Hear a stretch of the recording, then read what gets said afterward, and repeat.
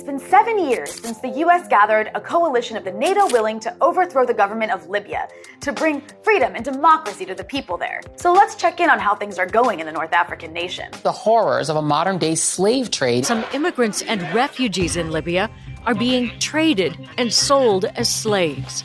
Ooh, that does not look good. So, how did slavery end up becoming a thing in Libya, a country that prior to 2011 had the highest literacy rate and standard of living in North Africa? Well, back in 2011, the US, UK, and France saw in the Arab Spring protests an opportunity to get rid of a regime they didn't like, under the guise of humanitarian intervention. Muammar Gaddafi was a brutal and authoritarian leader, they said.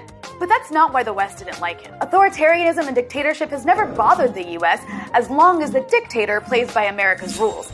And Muammar Gaddafi didn't always play ball. He was a thorn in the side of Western imperialism and capitalism, directing Libya's vast oil revenues to education, literacy, electricity, infrastructure. That's why Libyans had the highest literacy rates and standard of living in Africa. And Gaddafi also supported movements that the US didn't like. So in 2011, Obama got his NATO partners together and imposed a no-fly zone on Libya to save the people from their mean authoritarian government, which we were told was violently cracking down on protesters. But the West had a weird way of liberating Libyans. They flooded Libya with weapons that ended up in the hands of extremists, some of whom were affiliated with al-Qaeda.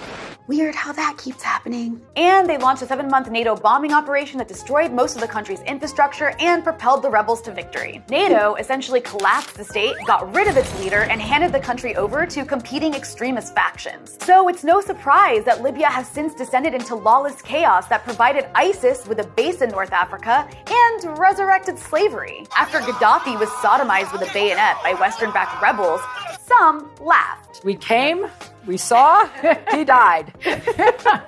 Others celebrated. This is a momentous day in the history of Libya. And the pundits promised things in Libya would get better. There is no doubt in my mind whatsoever that men and women in Libya will live much better lives without Gaddafi. That did not age well. Those who supported intervention said it had to happen to prevent a massacre by Gaddafi. But a year-long inquiry by the UK Parliament found that the NATO intervention was based on an array of lies, that the threat to civilians was extremely overstated, and that the rebels included significant Islamist elements.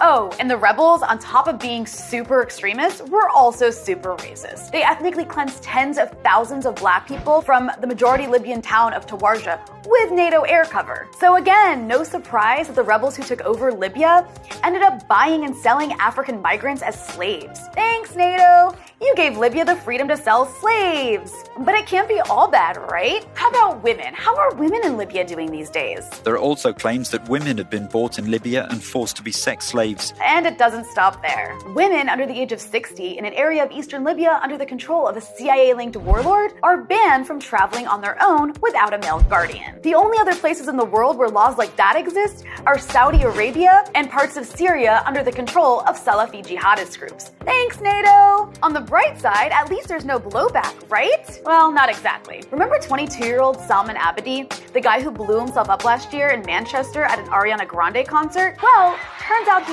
learned how to make that bomb while fighting alongside jihadists to overthrow the regimes in Libya and Syria. You see, Salman Abedi's dad is a Libyan exile living in Manchester, which has a huge community of anti-Gaddafi exiles who joined the fight to topple him in 2011. In fact, British intelligence encouraged them to join by facilitating a rat line of anti-Gaddafi exiles to Libya to fight Gaddafi's forces. Unfortunately, the blowback won't end with Abedi. American wars of regime change in Iraq, Libya, and Syria have actively facilitated the growth of Salafi jihadist groups like ISIS and al-Qaeda for use against Western adversaries. A policy like this will always come back to bite you in the ass. You'd think the West would have learned its lesson after arming the Mujahideen against the Soviets in the 1980s, which evolved into al-Qaeda and eventually did 9/11. But no. So here's an idea. Stop overthrowing regimes you don't like. And stop arming jihadist proxies to do your dirty work. Who's with me? Our goal should be regime change in Iran. Oh, great. Here we go again.